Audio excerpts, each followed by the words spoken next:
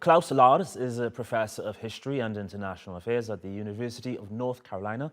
He joins us from Chapel Hill in North Carolina. Professor, it's a pleasure having you in the program. Thank you. Thank you. Firstly, there seems to be a lot of confusion over what Russia has annexed, considering none of the territories it says are now part of Russia are fully under Moscow's control.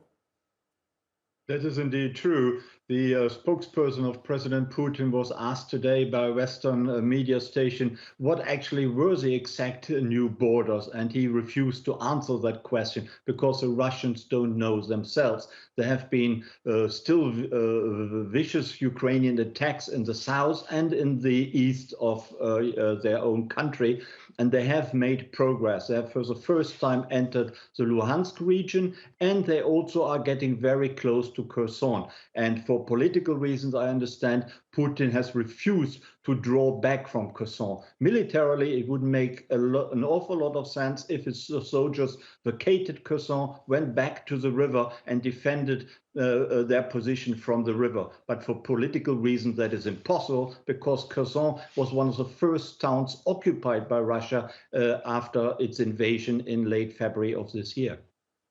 Also, under confusion is the mobilization of these reservists, which I assume Russia is hoping to make some sort of impact on the war. What do you make of these corrections Russia has been referring to, as well as the intended impacts that Russia hopes that they will have in the conflict? Yeah, the number is around about 200,000, which the Russian claim they will recruit and put into the war against Ukraine. Now they have corrected the people, the sort of people who can be recruited, because there is, of course, domestic turmoil. Many young men have actually fled the country. Many have gone to Kazakhstan, Georgia, Kyrgyzstan, and that has worried Putin. There has been criticism even among pro-Putin loyalists, and that is something unheard of. And I think Putin has been rattled, he has been shaken by that, and he has reacted by correcting the kind of people who can be recruited. Whether that will actually calm down the situation in Russia must very much be doubted. If I were one of these young men, I would of course not believe Putin's word, but I would try to escape and try to be much more secure and get into safety, so they couldn't be mobilized into the Russian army against Ukraine. And a lot of people have been trying to escape. Meanwhile, Professor, Russia says a new $625 million security assistance package by the United States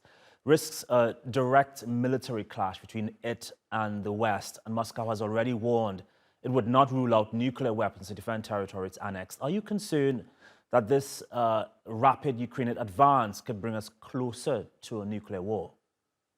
Clearly, everyone is concerned that that might happen. If Putin is really totally pushed into a corner, that his political life is threatened and probably his physical life is threatened, then we don't know what he would do. If the existence of his person politically and physically is in doubt, then he may resort to this very final possibility of doing something about Russia's success in the war. However, many analysts have come to the conclusion, even if tactical nuclear weapons, small tactical nuclear weapons, were to be employed, that would not actually change the military situation all that much.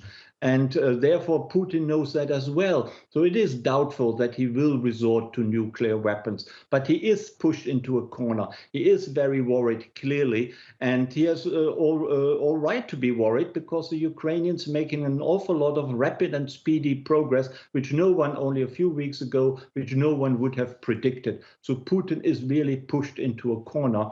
The question is, of course, how can the war be settled? And the Ukrainians will not stop before they have reconquered all of the territory they have lost to Russia. And therefore, the ball is in Putin's court, and he should really offer negotiations on the basis of at least the pre-February 2022 situation. Whether he will do that, I wonder myself.